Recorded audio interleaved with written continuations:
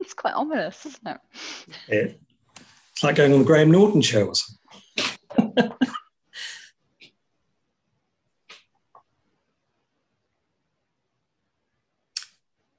Hello, and welcome to the session. We've just gone live, and we've just been having a chat with the speakers.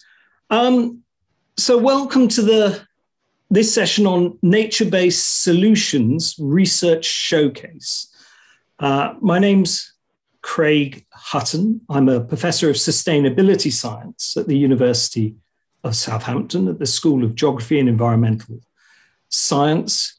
I am standing in for someone who was unable to attend for family reasons at short notice. So I have to confess that nature-based solutions is something I've worked with and I have an interest in, but I've always come at them, in my own case, I'm a vulnerability and poverty expert in international development, but we've worked in developing systems models which have used nature-based solutions. And I think the thing that most attracted me and immediately made me interested in this group was the emphasis on solutions that comes from nature-based solutions. I really think we need to be talking around solutions at this time, actually the pragmatics of solutions. And indeed, we see that in these talks that are being presented here today. Very quickly, we'll start with Julia Jones from Bangor University. Can avoiding tropical deforestation be effective and equitable? Then we'll have Idil, Boran and Sandra Chan, who will be talking about nature-based solutions to strengthen climate, biodiversity and health synergies. This will be followed by Arnout van Soesken, who will be talking about trade-offs between environment, economy, and employment for green infrastructure versus grey infrastructure in the EU. Then we'll have Sophia Burke from the AmbioTEK Community Interest Company, assessing the effectiveness of natural flood management in the UK using low-cost, low-maintenance techniques. And finally, we will have Joshua Buxton from the University of Exeter, landscape level regreening and carbon sequestration by Kenyan smallholder farmers.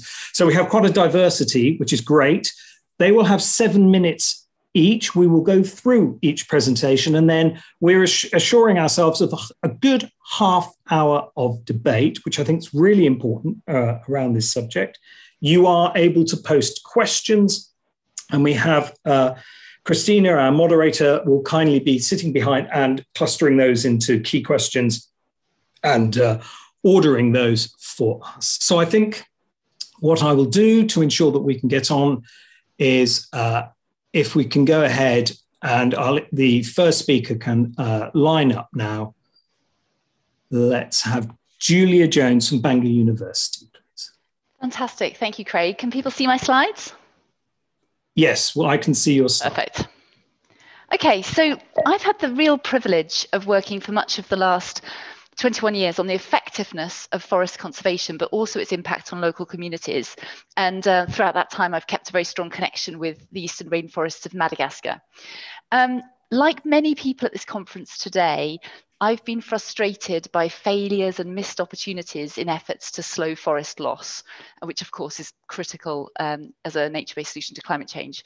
But my argument today is going to be that these disappointments don't necessarily mean that we need a whole new approach, completely fresh ideas. We need to use the last decade's experience in what we now call nature-based solutions to climate change to ensure that we achieve forest conservation, which is equitable and effective. So nearly 20 years ago, my husband took this picture, which illustrates the most important driver of forest loss in Madagascar's rainforests, but also particularly much of the African rainforests, which is small-scale shifting agriculture. The guy in the middle's name is Noeli, and he's about the same age as us. And at the time, he was about to have his first child and was clearing his first plot of land. Many years later, his kids and mine spent a really nice day together, and the land that he cleared then is now a small farm. Now, it's not a great farm. He works really hard to make a living, but that land clearance was a real investment in his future and that of his kids. The central point that I want to make, and it's not unfamiliar to many in this audience, is that while forest conservation has these global benefits, particularly we're talking now about carbon sequestration, and it also has local benefits. Many people living at the forest frontier value standing forest. It also has opportunity cost. And where the main driver of deforestation is subsistence farming at the forest frontier, then these opportunity costs are, of course, falling on some of the world's poorest people. So this audience, of course, are all familiar with the UN mechanism of REDD+, reducing emissions from deforestation and degradation. REDD+ was initially planned as part of a global carbon market, but it's evolved, and the contributions, many tropical, and it makes a major contribution to many tropical forest countries' national determined contribution to the UN Framework Convention on Climate Change. There is, of course, renewed interest at the moment in avoided deforestation carbon credits playing a part in a global carbon offset market. And this is the main reason why REDD+ has been so controversial. I've just pulled out a few recent headlines, and a lot of the negativity associated with REDD+ has been focused specifically on their role as offsets. But there are many real challenges to both design and implementation of verifiable, effective, avoided deforestation. So quite a few of these, the ones I've highlighted in black there, are associated with whether or not REDD+ is effective. So to be effective, it needs to be funding additional forest conservation that wouldn't have happened in the absence of the REDD+ project. And of course, it needs to be genuinely avoiding deforestation rather than simply displacing pressures. There's been a number of really quite interesting high-profile studies come out over the last year or so that have tried to evaluate the effectiveness of different interventions, including REDD+ at different scales at slowing deforestation.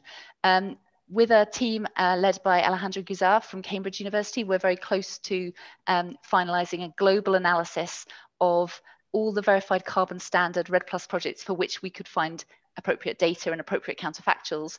And our preliminary results, and these are preliminary, they do suggest an overall positive effect of REDD+ on slowing deforestation. But, and the big but is that, you know, it's not a big effect, but it is more effective where projects are operating in countries with high background rates. So not a resounding success, but some cause for positivity. But I'm going to focus the rest of my limited time on exploring challenges of ensuring equitable avoided deforestation. So making sure REDD+ does not make poor people like Noelle, who we met earlier, poorer. So the particular REDD+ project I'm going to talk about was funded by the World Bank, which has very explicit social safeguards that are designed to ensure no one is made poorer. So affected households, so in this case, that would be people who are dependent on shifting agriculture in the forest, which would be prevented under the project. They're provided with sort of micro development support, agricultural training and new technique, etc.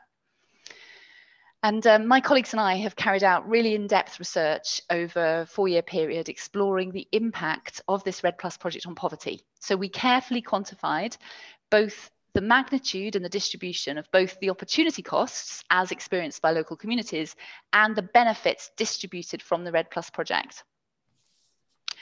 Our thousands of hours of interviews, which include choice experiments and detailed agricultural surveys over a full year, etc., they delivered rather depressing findings. So we estimated that about 6,000 households should have been eligible to receive compensation under the social safeguards, but only about 2,500 were identified by the project according to publicly available documents. And our work revealed a very strong spatial bias. So those that were identified as receiving these micro development projects tended to be closer to the road, more socially connected, generally better off. And many of those identified as eligible never received anything, and our detailed follow-up analysis after 2 years showed that no households were fully compensated. But it is useful to consider the scale of the costs per household, which interestingly we estimated as pretty similar, you know, with our detailed analysis in the field, quite similar to the results that came from the World Bank analysis. And if you compare the scale of those costs per household with the theoretical benefits per household, if you use a conservative carbon price of about $11 per tonne, then you do find that the benefit is about 40 times the opportunity cost. So it should have been possible to compensate these appropriately. Now, avoiding deforestation, it's one of the nature-based solutions, avoiding tropical deforestation in particular, is one of the nature-based solutions with the most potential to contribute significant emissions reductions globally. But one of my concerns, my big concern, is that because the term REDD+ has become associated in the minds of many environmental policymakers with failure, disappointments, issues in terms of human rights and poverty, etc., and failure of effectiveness, I worry that the global forest conservation policy community are going to seek to abandon the whole concept and look for some kind of new magic solution. But the truth is that slowing tropical deforestation in an effective and equitable way is simply really difficult. There is no magic solution. We need to learn from the past and not make the mistake of kind of burning the house down to smoke out a rat. If we can learn from the mistakes of the last decade and a half, then we are in a better position than any time to deliver effective and equitable forest conservation. And I would say that we really have no alternative. Thank you. Thank you, Julia. Thank you very much for keeping to time. Idil, Boran, and Sanders Chan now will talk from the Dahdaleh Institute of Global Health Research, York University, Canada, and actually Sanders Chan is from the Global Centre on Adaptation. Idil, if you go ahead, please. We can see that.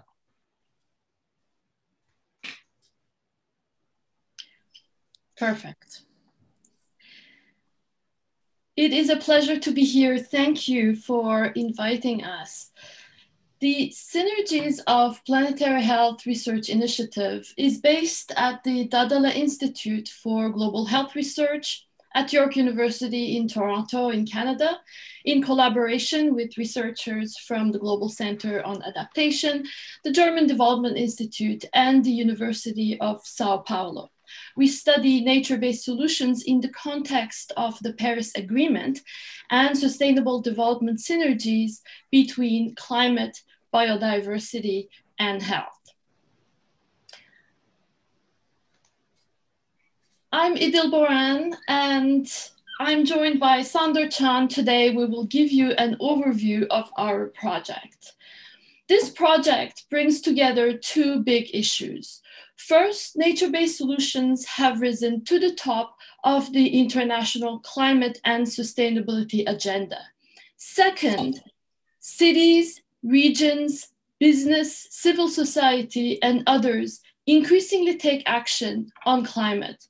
Governments and international organizations have made efforts to boost such non-state and subnational engagement. For example, around the UNFCCC, a climate action agenda has developed with multiple mobilization and engagement efforts.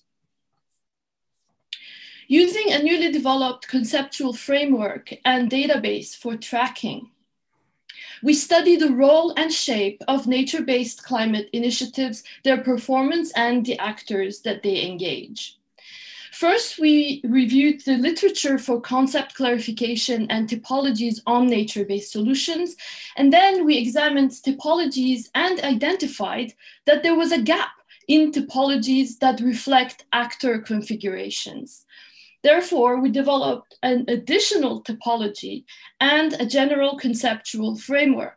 Based on this typology, the team collected a new data set on nature-based climate actions, drawing from, for example, the UNFCCC's Global Climate Action Platform, climate summits, and partnerships for the SDGs. Among other things, we collected data on actor configurations, types of nature-based solutions, and their contribution to sustainable development goals. And finally, we produced the conceptual and empirical results. We developed this typology to understand the role of different types of actors in nature-based solutions, both for those initiatives that adopt protection and or management of nature approaches. Ultimately, we try to understand whether and how the engagement of public and private actors help the collective achievement of climate and sustainable development goals. I now turn over to Sander to present the first empirical insights. Sander, over to you. Thank you, Idil. Based on these conceptual insights, we gathered data on different types of initiatives and what they set out to do. For 64 initiatives registered across UN climate action platforms, we find that a majority combine measures both to protect and to manage. Next slide, please. We also identify SDG linkages, showing how nature-based climate actions leverage sustainability co-benefits. Apart from SDG 13 on climate action, we find strong linkages to the SDGs on partnerships, innovation and infrastructure, sustainable cities and communities, and affordable and sustainable energy. Next slide, please. Starting with data from 2010, we see a steady growth of initiatives across climate action platforms. Next slide. Data on actors within initiatives shows that the role of public actors remains crucial despite the strong emphasis on non-state and subnational engagement. Next slide, please. Most importantly, we also track the annual progress of initiatives, which is not easy considering their huge diversity. We apply a logical framing procedure where we check the consistency between an initiative's functions and its outputs. For instance, a training initiative should at least produce training material and organize training sessions. For a large set of initiatives, we calculate whether the fit between functions and outputs is high or low. If you're interested in learning more, we'd be happy to provide more details on our methodology. Next slide, please. Since the run-up of the Paris Agreement, we see many new initiatives were launched. We see a growth in share of high and medium high performing nature-based initiatives.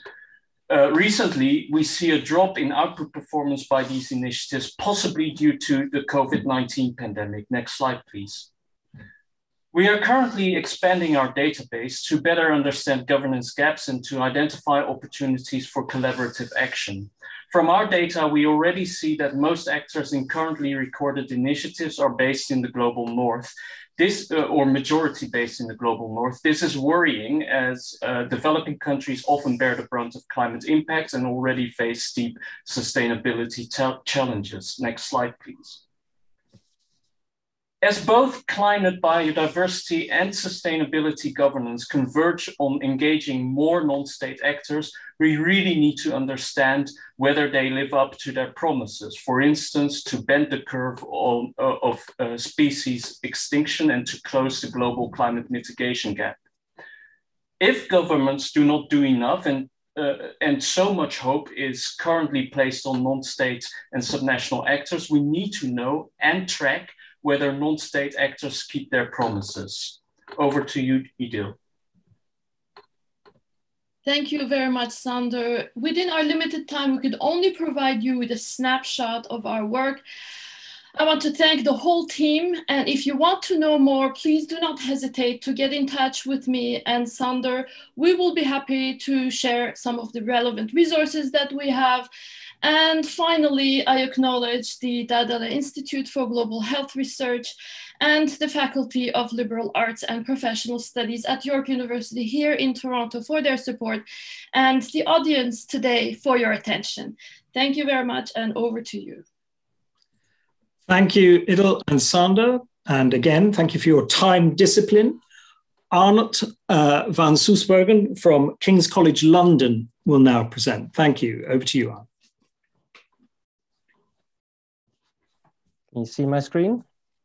Yes, we can see your screen now. Right.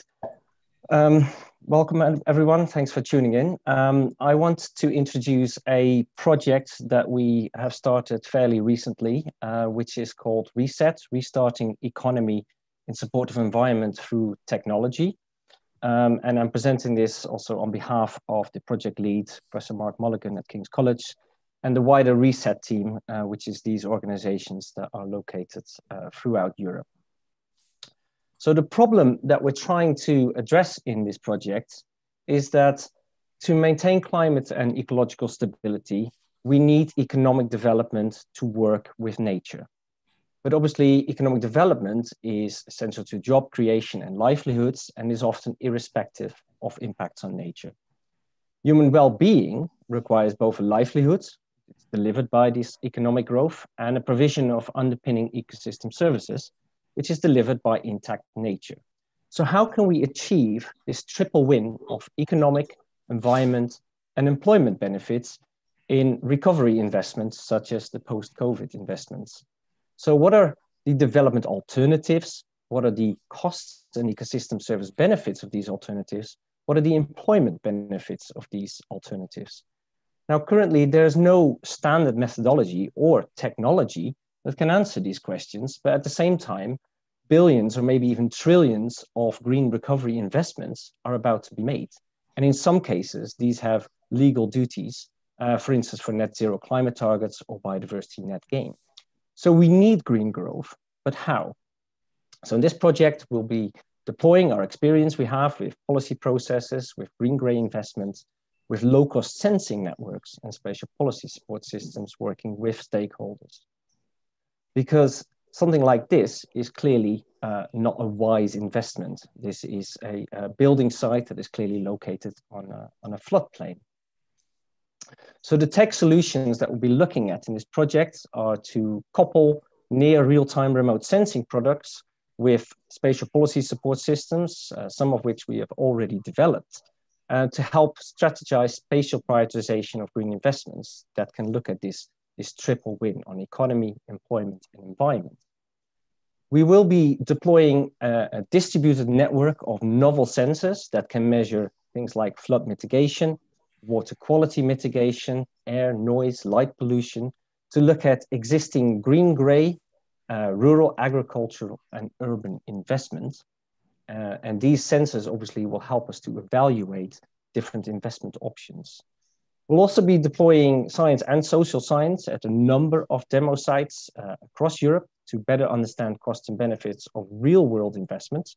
So we have a number of case studies, for instance, the Thames Gateway in the UK, where we'll be looking at coastal natural flood management. The Oxcam ARC, which is a development corridor between Oxford and Cambridge in the UK and Romania, where we'll be looking at inland natural flood management. And then we'll be looking at some cities for NBS to mitigate urban air and noise pollution, e.g. Madrid and Bologna, and thermal extremes. And this will all help to improve the state of art on information provision for such investments. So what does this triple win look like? So this is an example. Think about some new infrastructure, for instance, that is to be built in the Oxford-Cambridge hub, where the options are in red, do nothing, in gray, build gray infrastructure, or in green, build green infrastructure. And this diagram here shows the potential benefits in terms of cost saving and opportunity cost saving of that strategy, in terms of benefits of income generation, jobs, or in terms of damage losses mitigated. So if we do nothing, we might have quite high benefits in terms of cost savings, but we'll probably have no income generated because there's no intervention. If we have gray infrastructure, we may have high benefits in terms of damage losses mitigated, but no benefits in terms of cost savings. Whereas if we have a green infrastructure, we may have a mixture of those. But all of this is a guess. We don't really know if it's like that. And that's exactly the purpose of this project, to investigate this and look at this. So the research questions that we want to answer in this project are to ask ourselves, how can sophisticated spatial models be best integrated to support sustainable investment decisions in urban and rural areas, and ensure that these are easily used by key agents that make those decisions? How can we use these models better to integrate different data streams? We're going to be deploying some artificial intelligence powered filtering for data quality, etc.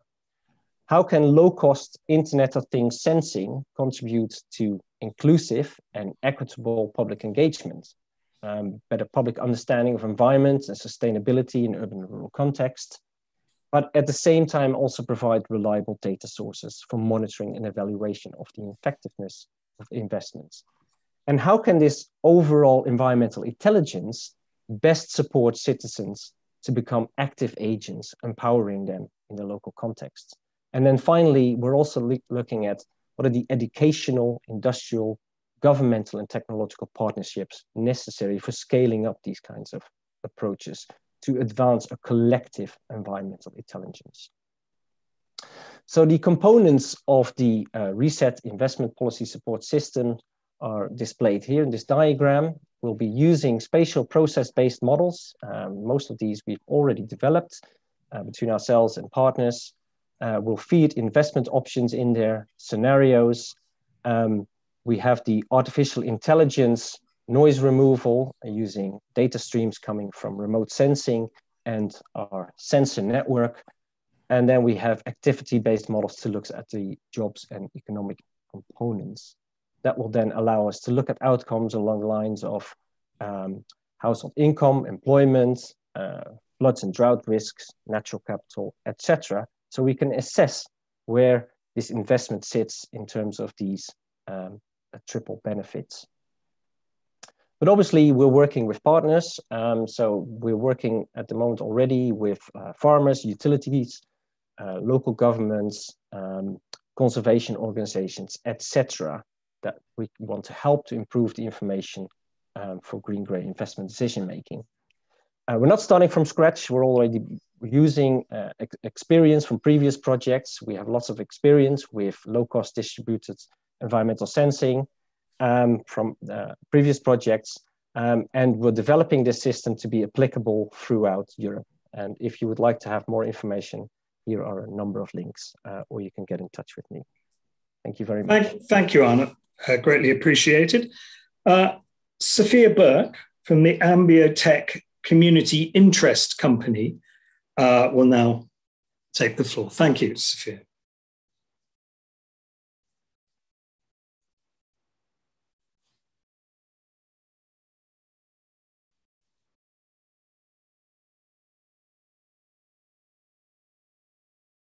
Okay, try again. Can you hear me? We can now, yes. That's good.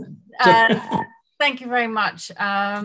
So I'm going to be talking about methods for monitoring methods for evaluating NFM, which is natural flood management, sites in the UK, and how we're developing and deploying low-cost distributing monitoring for that evaluation. So this is a team effort together with Professor Mark Mulligan from King's College London, Arnout van Sersbergen, who's just been speaking, and Caitlin Douglas, all from King's College London. This project was funded by the NIAD project and more recently through the new RESET project. Okay.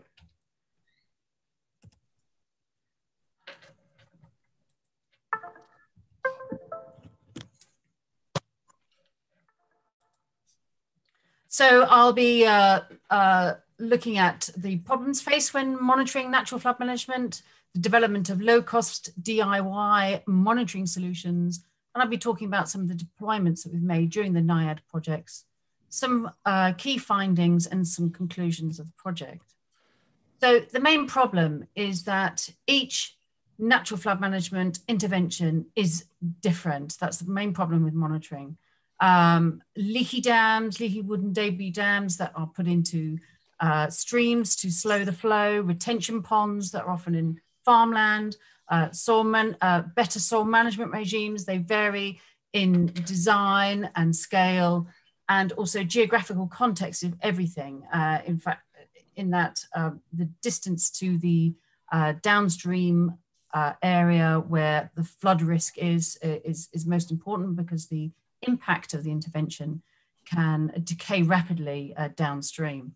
So our approach during this project has been to monitor a wide range of interventions for natural flood management extensively, rather than just looking at a single site intensively. So that you get a broad idea about the different types of NFM that are available. So main problem is that monitoring is expensive in specialist equipment, in sensors that are vulnerable to theft,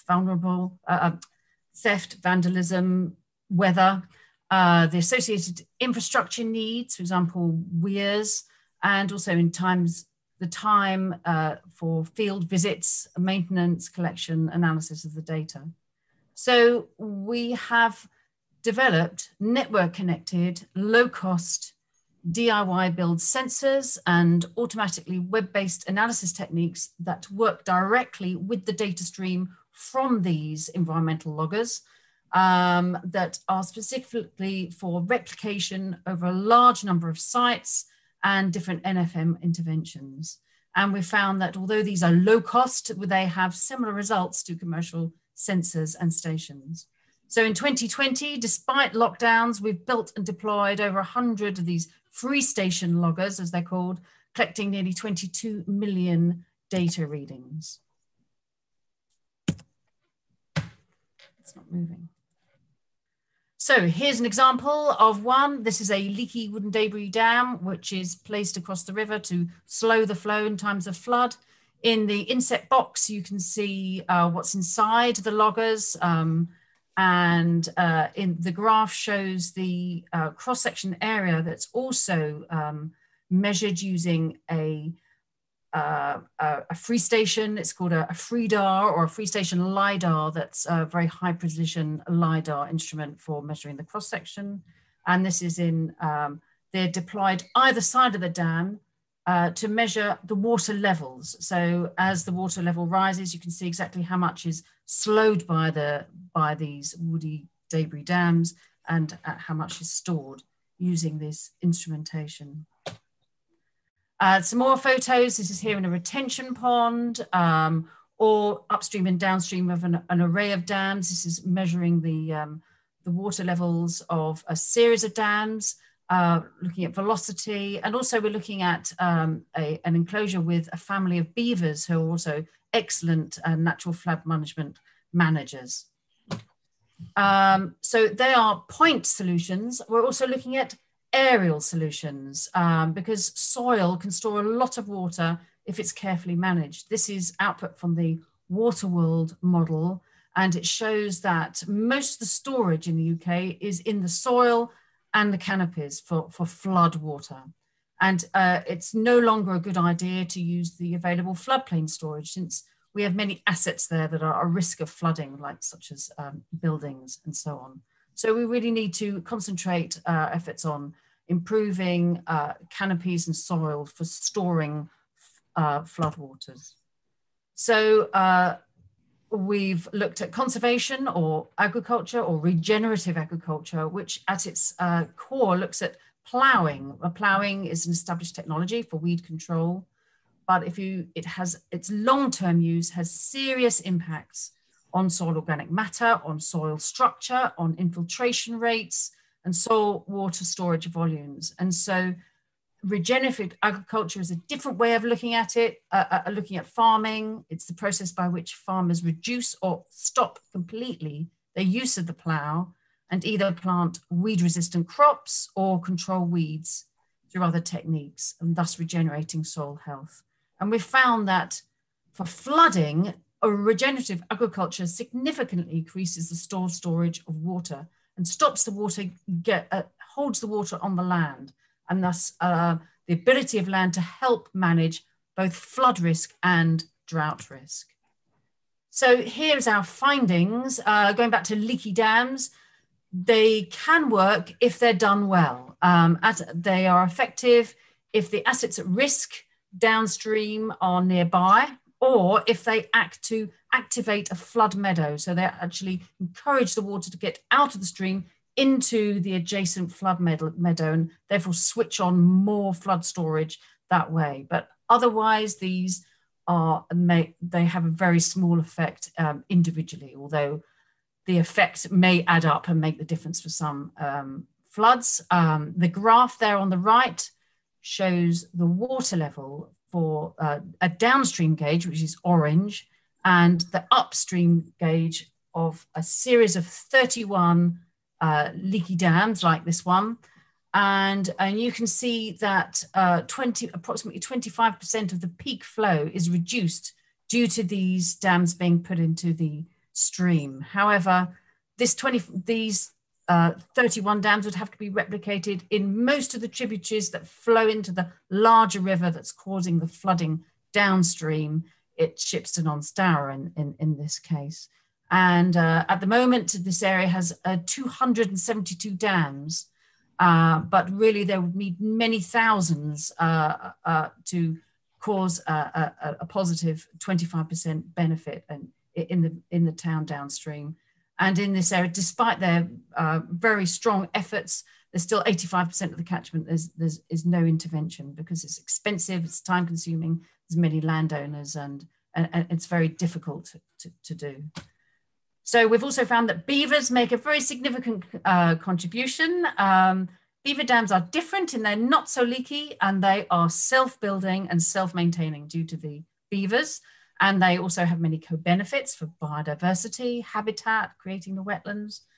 And every time it rains, the beavers extend their dam network. So unlike leaky dams that can actually degrade after a big rainfall event and due to the intervention being scoured out and actually having less ability to hold back the flow, their storage we've found actually increases over time. So if you can see these small rainfall events, the height of the water in the pound actually increases so that for each event, the water gets higher and higher, and they're very... Sophia, we're at time now. Oh, sorry. I have 2 more slides. Okay, very quickly, please. I'm sorry, I did not get your message on my screen for some reason. So this is regenerative agriculture. You can see that there's greater infiltration during the rainfall, and for non-regenerative agriculture, there's very little subsurface storage. So we found that regenerative agriculture trumps all natural flood management. It's the most effective, and also it can be clearly scaled up.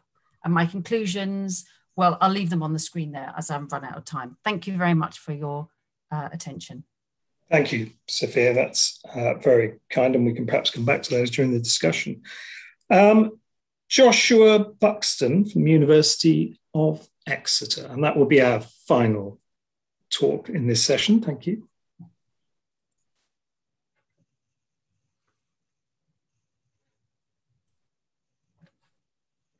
You're muted, Joshua. Excellent. All right, hello. So I'm Joshua Buxton. I'm a PhD student at the University of Exeter, and I'm here today to talk about landscape level regreening and carbon sequestration by Kenyan farmers. This is a project that we've been working on with TIST, who are the International Small Group and Tree Planting Programme. I've been working on this with my colleagues, Guy Lomax and Tom Powell, and Guy's been focusing on the carbon sequestration side of this, whereas me and Tom have been focusing on landscape regreening. So who are TIST? TIST is a farmer-led network of over 100,000 subsistence farmers across 4 different countries. The majority of them live in Kenya. The network incentivizes farmers to plant trees by enabling them to sell high-quality carbon credits on the international market. And they also facilitate the generation of best practice for resilient and sustainable agriculture. And it's mostly spread through farmer-to-farmer interactions. So it acts as a very interesting social network that spreads through communities. In this study, we focused mostly upon the farmers in Kenya. So this picture here is of a TIST cluster meeting. The farmers are grouped together in small groups of about 6 to 12 people. And then these groups come together into wider clusters, such as this one, where farmers can discuss best practice and any issues that they're facing. And then this structure goes up to a leadership council and is replicated across the country. And this allows for the dissemination of knowledge and best practice throughout this network of farmers. And they use things like monthly newsletters to do this. So the areas that these farmers are working in are very marginalized. It's very poor quality soil, and they have historically been deforested. Here is an example of some of the landscapes and some of the benefits that TIST has brought. So in the top right picture, the trees planted there have only been there for 18 months, and yet they've grown rapidly, and they've also enabled the growth of all the greenery in the area. And so this has prompted our thinking of how can we measure this greenness, and can we see it elsewhere? To do this, we've used the TIST data set, and so TIST trains farmers as quantifiers to go around and measure the types of trees and the extent of their growth every 18 months. And for this, we focused on the following research questions. So we've wanted to investigate how much carbon has been sequestered by TIST farmers, and then also, can we detect these greening trends both within the TIST groves, but also in the adjacent agricultural land to the groves. And as you can see here, the TIST farmers are mostly centered around Mount Kenya in the Dahdaleh region, but they also extend out further into other parts of Kenya.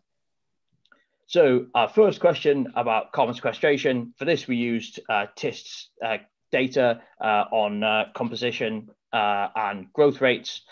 And we used a mix of local and more general allometric equations to calculate tree biomass. So you can see in this GIF the accumulation of carbon dioxide through sequestration over time. And for this, we find that at least 1.2 million tons of CO2 has been sequestered by TIST farmers, and over 11 million trees have been planted. We find that higher rainfall and smaller annual temperature variations that are both associated with higher levels of carbon sequestration. But interestingly, there is a variable impact of climatic trends. And actually, the most important thing seems to be both species choice and management strategies, thus suggesting that the farmers are planting trees which are most suited for their locality, which is a real endorsement of this decentralized tree planting structure. On to the next project. Sorry, skip through that. So this is for looking at landscape level changes, and this is a slightly smaller study area around Mount Kenya, and here we've considered agricultural land, and so we take Landsat 7 satellite data from 2000 and 2019, and we take NDVI, which is a measure of greenness. And after removing the seasonality, we calculate the trend over time, where here positive values are areas that have got greener and negative values are areas that have got browner. And so we can then, so this is just agricultural land, but we can then separate this out into TIST pixels and other agricultural pixels. And we can see here that the TIST pixels are broadly shifted to the right, which is suggesting that they are generally greener than the rest of the agricultural landscape within the study area. If we separate this out into strong and moderate greening and browning, we can see that approximately 66% of TIST pixels have experienced some form of greening, compared to only 50% of other agricultural pixels. And also, if we look at the neighbouring pixels, we can see that neighbouring land to the TIST groves have also experienced a higher greening rate as well. So we've tried to investigate this further, and we've considered the average greening over distance from TIST groves here, and we can see that sites nearer to TIST groves have benefited more, but this effect dissipates with distance. And we see that approximately 27,000 hectares of TIST groves have benefited.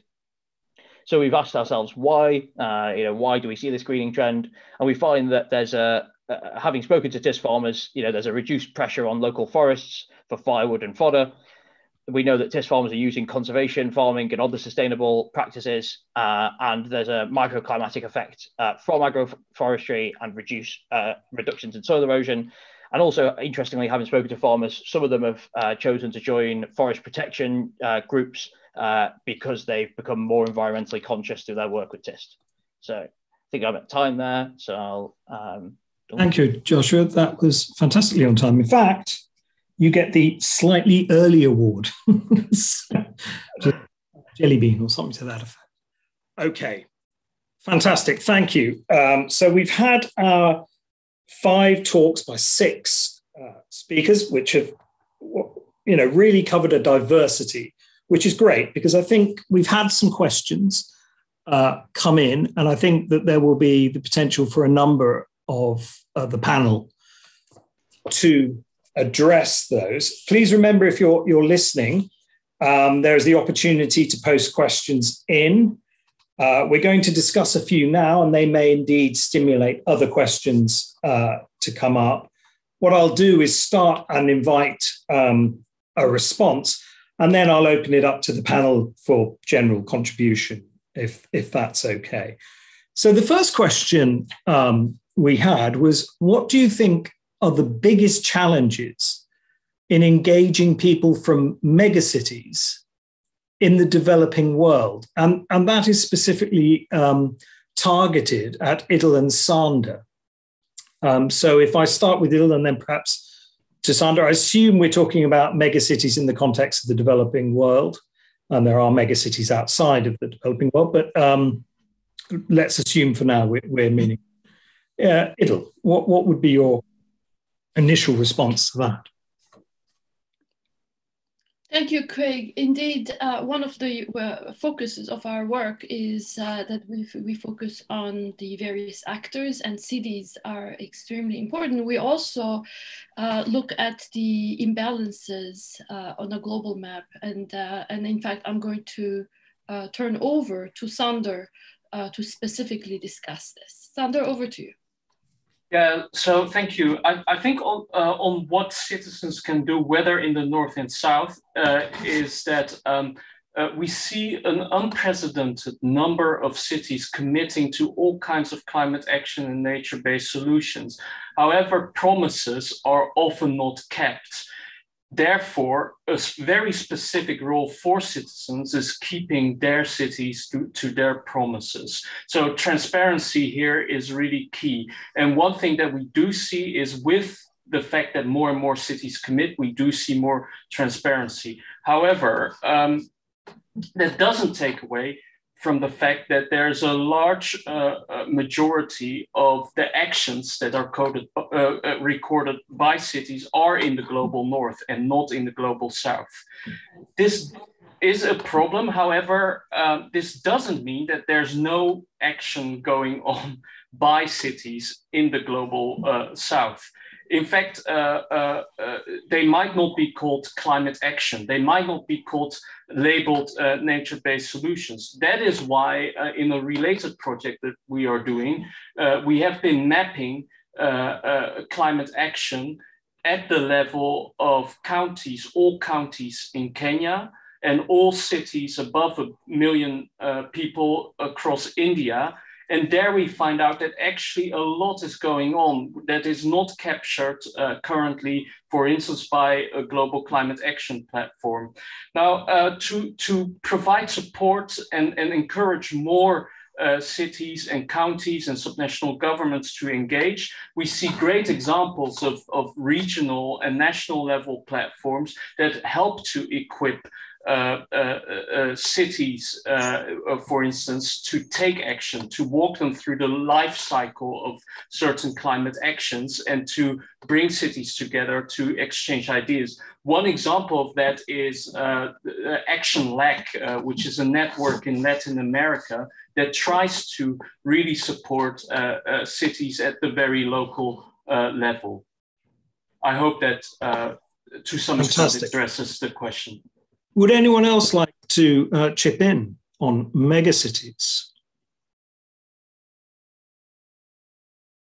I mean, something I would certainly say is agreeing with you, Sander, is that just because it's a more informal process, there's lots happening on the ground, happening more organically than necessarily is recorded and formalized, and you have those. And so perhaps there is a lot happening, but it's happening at lower levels, and therefore may, be quite effective in some ways, but we're not necessarily seeing it. So I think that that's a very good point. Okay, thank you very much for that.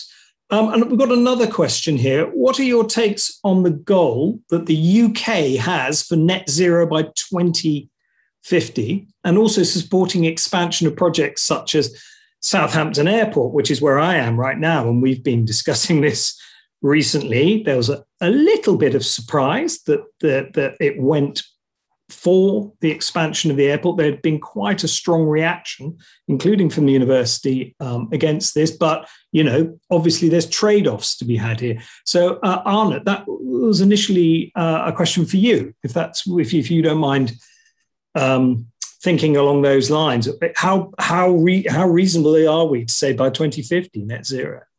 Yeah, I'm happy to share my initial thoughts on that. But by no means I'm an expert, so I do invite other people to contribute. Probably yourself, Craig. But I'm fairly skeptical, to be honest, of reaching net zero by 2050 for the UK. I think a lot has to happen for us to be able to achieve that.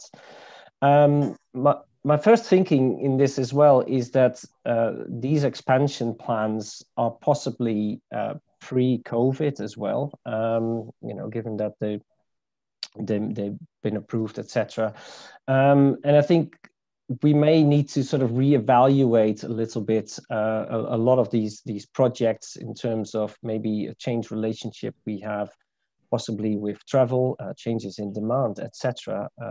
Post-pandemic. I mean, we're all now more used to, working in virtual ways, etc. And so maybe we don't need as much travel. But that's one of my initial thoughts there. And I think one worry that I have is that one part of the solution is probably carbon offsetting. And I think that is possibly also a dangerous way to go. I think because there's probably lots of trade-offs to do with carbon offsetting as well. So these are my initial thoughts on this. But obviously, ultimately it's a balancing act. We do need to expand. We do need to build. As I presented earlier, we need to look at sort of these different outcomes in terms of economy, in terms of jobs, etc. And I think another thing is, and this is why a project like Reset is important, is that possibly not enough thought has gone into the various trade-offs and how these solutions play out. And we do need to do more thinking and more monitoring of those possible impacts over time. And hopefully a project like Reset can contribute there. I can come in if that's all right, Craig. Julia, please, yes. Yes, thank you. So the concept of net zero, is very simple, is that to get to net zero, you've got to absolutely decarbonize as much of our economy as possible, but there will always be something residual. It's never going to be possible to get everything to zero. So some kind of an offset, if you use that term, is inevitable. But I think probably what Arnott's getting about in terms of his skepticism is the worry that this kind of offset component ends up becoming a kind of get out of jail free card to avoid the massive, enormous, kind of comprehensible changes that we need to do this part. This part alone can't do anything. This part, you're doing the kind of ecosystem restoration, locking up more carbon in our wetlands, our bogs, stopping exploiting peat, all of that, fantastic and has to happen. Firstly, it kind of has to happen anyway, but secondly, it can only ever make the balance to net zero if this side, the decarbonisation side, is enormous. Now, with one of my other hats on, I'm doing a lot of work looking at the low carbon, new research in the low carbon area across Wales. And it's incredible, the new research going on and how quickly things are changing around hydrogen fuels, etc. There's loads of exciting stuff that I knew very little about, as an ecologist before putting this hat on. But, those changes are going to have to happen and they're huge, and politicians can't shy away by just making a nice big net zero by 2050 statement and kind of hope that the kind of ecological side of it is going to soak it all up. It has to be a massive transformation, but to actually reach net zero, it can't happen without the ecological nature-based solutions side, and that does need to be taken very, very seriously. And it is good to see, for example, the announcement today that in the UK, DEFRA's announcement that peat compost will be banned by 2024. I mean, that's a dramatic change. I mean, it's been something that's been called for by ecologists for decades and decades. I was expecting, if we had an announcement on that, it to be a kind of aspirational, by 2035, we'll try and phase out peat, dealing with all the pro-peat lobby. But actually, it's a very strong, by 2024, that's change happening now, and that will have a really big impact. So yes, skeptical, and I think the actual number of net zero, I do get nervous with these kind of very long range objectives of reaching net zero by 2050. We need to be talking about what we're doing by 2030, not what we're doing by 2050. Can I just quickly ask, so what would be, I mean, we've heard about peat, but of course, peat is drying out. There are restoration projects, and, you know, anyone who watched Countryfile recently will understand that they actually contain twice the, you know, the amount of carbon that all our forestry does. So they're often perhaps underestimated.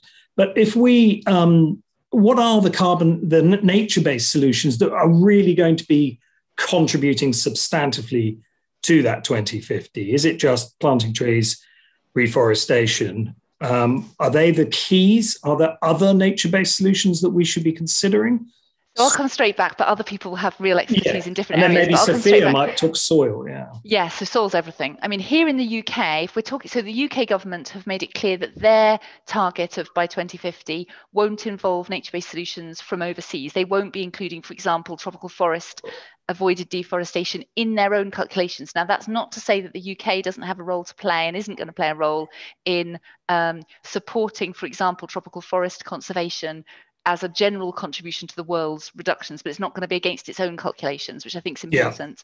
But here in the UK, I think, you know, because, you know, just to keep my tropical forest hat on, when you think globally, tropical forests, we cannot forget them. They are everything, tropical forests and their soils.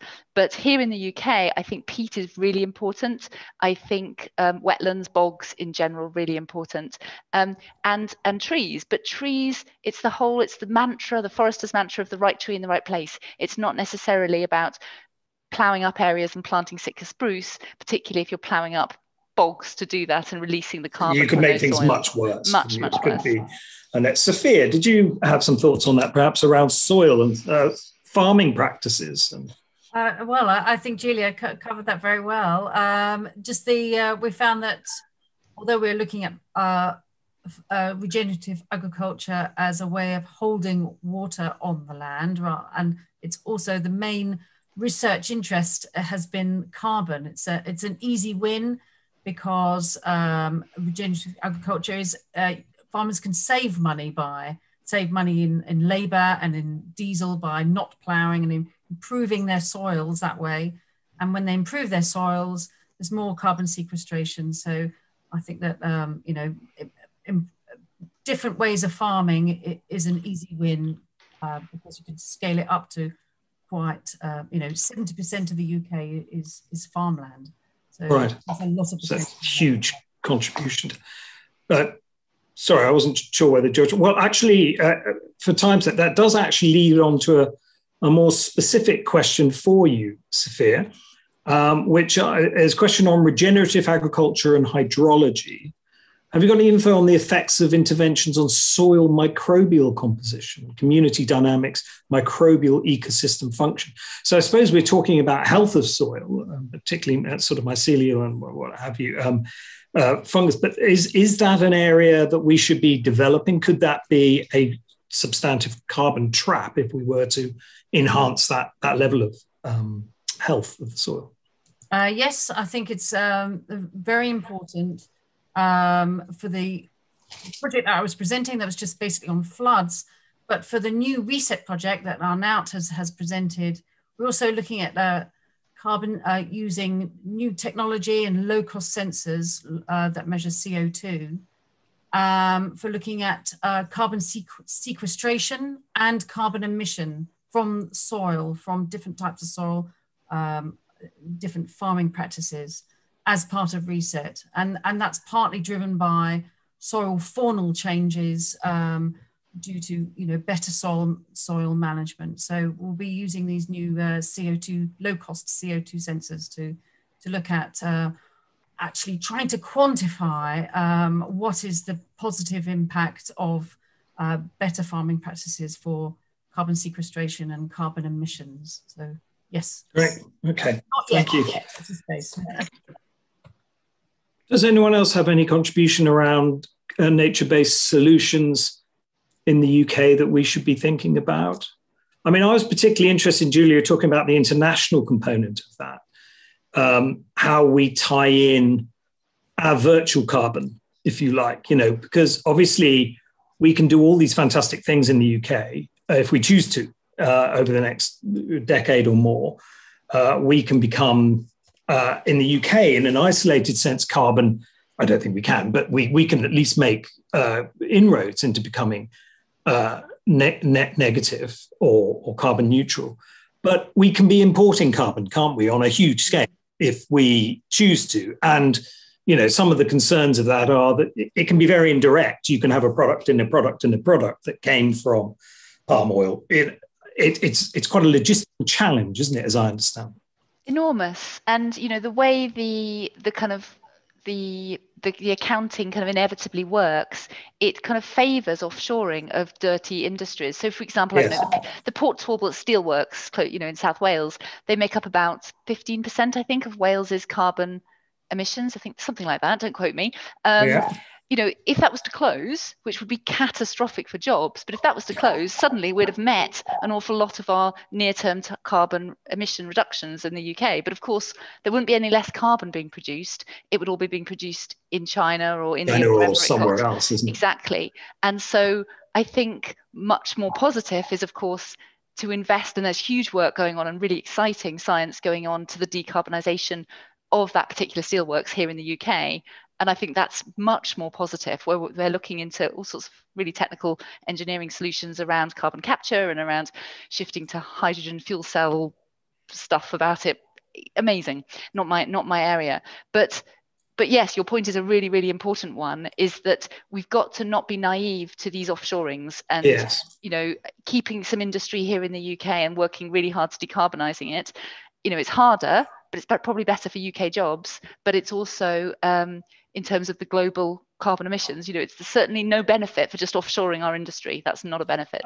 And we've been here before, haven't we? When we offshored pollution, we did that. There are now salmon in the Thames, hooray. But what we did was move all our industry to other countries and basically now import the goods whilst leaving that sort of natural capital decline and social capital decline, people working in particularly awful conditions.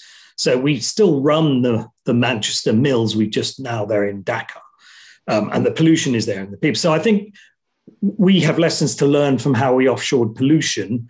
Well, I suppose carbon is a pollution in a way if we think about it, but we need to perhaps adopt some of the learning that went on. I do recall a colleague of mine in China saying, what we want is, like the Thames, you've done it. You've managed to make one of the polluted rivers in Europe there. That's because we moved it next door down the road. So anyway, yeah, I think that's a really good point. And we need to be, yes, I think you said it correctly, not naive about how we do it. I think that's absolutely the case. Okay, here's one that I think we might ask Joshua, and Julia might have something to add to this as well. It's a bit something closer to my heart, on how gender inequalities identified and approached in the different programs you work in Joshua and Julia to some extent, I'm sure to quite a large extent. And to Joshua particularly, are TIST farmers mainly male? So if we can think about, I suppose this is about equity, intersectionality and equity. When we develop these nature-based solutions, how important is equity and, in this case, gender? Yeah, so I think it's really important, and it's something that we've spoken to TIST about. In terms of whether the farmers are mainly male, I think, I can't remember the gender split, it's possibly around 60-40 in terms of male to female, although TIST, they run a lot of schemes to try and promote female involvement. So, for example, the cluster structures that I was talking about, each of them has a leader that rotates every 4 months.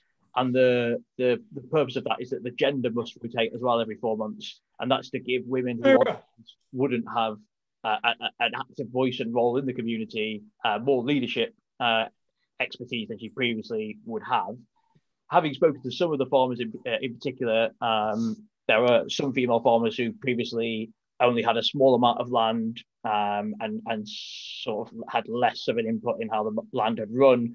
But because they've become involved in TIST, they've been able to reinvest the money into buying more land, and it's kind of prompted more women to think about how they can be actively involved and to how their voice can be heard as well. And we did do some work on looking at social dynamics and whether gender affected, say, the ability of a cluster to spread or the amount of trees planted, but there was no significant trends that we could sort of tease out. But as I say, that there's a definite emphasis put upon ensuring equity and empowering women in these environments. Fantastic. Julia, did you? Yes. So coming back to the kind of context in which I was talking about earlier, which is around avoided deforestation, ways of reducing emissions, a nature-based solution being slowing tropical forest deforestation. So in that case, the kind of axes of inequality that I'm more concerned about and is more pressing is the sort of poverty inequality rather than gender specifically.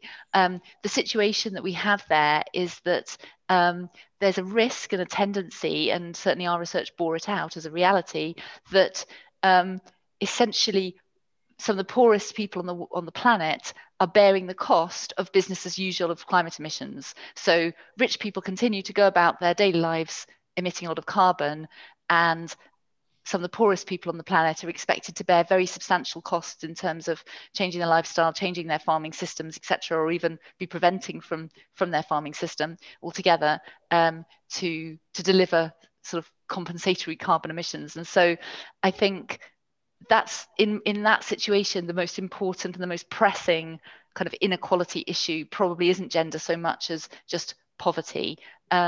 So yeah, I don't have a lot to say on gender specifically. Okay, would anyone else from their own experience wish to chip in on equity and gender across the panel? I mean, I work in gender as well. I would certainly contribute that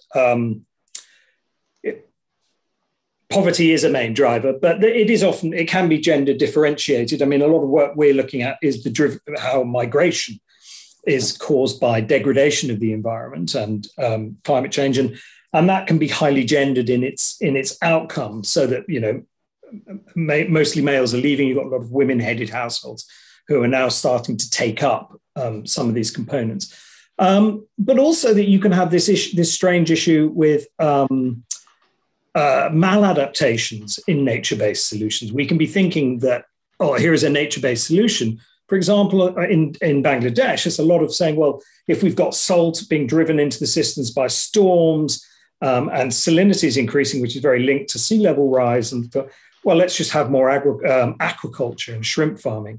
And they make huge amounts of money, but the net effect is it displaces the poor, particularly the value of land.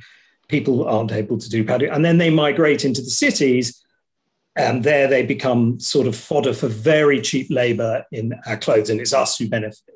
We get cheap clothes and shrimp. So, but the poor are at the end of it. So I think we need to be as aware of maladaptations that are some people call nature-based. When we look at nature-based solutions, we obviously need to tally up that social context and economic context in sustainability. But I think probably most of us would acknowledge that. Great, thank you. The next question is something I was interested in because the private sector emerged in a number of talks. And I'm always interested in how do you bring in because I find academics, and myself included, can be a little bit, we're not always great with the private sector compared to working with public sector and academics and whatever. And having to work in the private sector, I think we all recognize significant, but it takes certain skills. How can we address the misconception, this is the question, that profit, economic benefit, and green initiatives are mutually exclusive? So it's saying this is a misconception, they aren't mutually exclusive. How do we tackle that? Do we want to tackle that? I think perhaps I'd be open for anyone who has a sense of the private sector to possibly comment on that. We work with the private sector in the Reset project, and to be honest, this might depend on where you are. I'm not sure that misconception really exists. I think private companies are very aware of how green solutions how are important. So, for instance, in our project, we're working with utility companies, and obviously they are public facing as well, though which probably helps. But they have a strong interest in nature-based solutions to protect their water resources. And they're also realizing that these solutions can be cheaper than, for instance, grey solutions to protect those, for instance, for flooding, etc. So I'm not sure if that still is the case, that the private sector is not seeing those benefits. But I think we need more evidence. And so in terms of answering that question, I think it's really important that we build the evidence base, that green solutions can be just as good as grey solutions. At least that's what we're trying to address as well in our projects. I think Sophia might want to come in there as well. Sophia, yes, please. Okay, yes, this is exactly targeting what the Reset Project's trying to do, in that the way you approach it is through case studies, is through examples that show ways that for better jobs, better for the economy and better for the environment, these triple wins that Arnaud was talking about. So for example, we're looking at a land restoration site for a landfill site, sorry, in a Little Balhurst Country Park, which is in the Thames Gateway area, where it can create jobs through the restoration of this very degraded site. It has financial benefits because they've now installed wind turbines, which is providing free electricity to the school next door, and as well as bringing back nature. So it's the kind of, so I think, providing this bank of real life case studies where you have this win-win-win, that's the way you address it in order to, to convince that it is possible. Idil, did you want to contribute to that? Absolutely, thank you. This is really, really very interesting. And in fact, as a rejoinder to net zero, but also Arnaud's point that the private sector has definitely a huge potential, but the evidence base for understanding what kind of actions are playing out on the ground is very important. In our work, in the tracking that we do, we see that there are initiatives, nature-based climate initiatives during the pandemic. So this is remarkable, actually, but we need to have first a good understanding, but also about the net zero goal. There is the issue of offsets that we need to also take into account. With regards to the actions and the initiatives of multiple actors and their complementarity, it's one thing to remember is that the goals are long-term. So for example, when a city takes action, that's great, but how is it going to play out in the long term? Municipal governments change, and sometimes they do change their policies. So the long term, the tracking over time is going to be extremely important. I can turn to Sander to see if there's something else that he'd like to add. No, I think you said it perfectly. I think the key is really keeping governments and subnational actors and businesses to their promises on nature-based solutions by tracking their progress on the promises. We only have a couple more minutes, but I did want to get to one more question, and rather than me just giving a summary, you've talked about how we can use farms in low-income and developing countries to help carbon sequestration. Could it be possible to encourage something similar in British farms, or is it simply too expensive?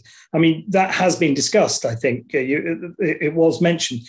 Is that an expensive option, or would it be cost effective over 10 years or 20 years? Sophia, I would sort of start with you on that if I can. Yes, I mean, Sophia, sorry.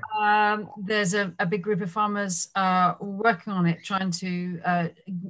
trying to provide evidence that regenerative agriculture and rewilders as well are addressing this. So I would say, yes, there are barriers to changing.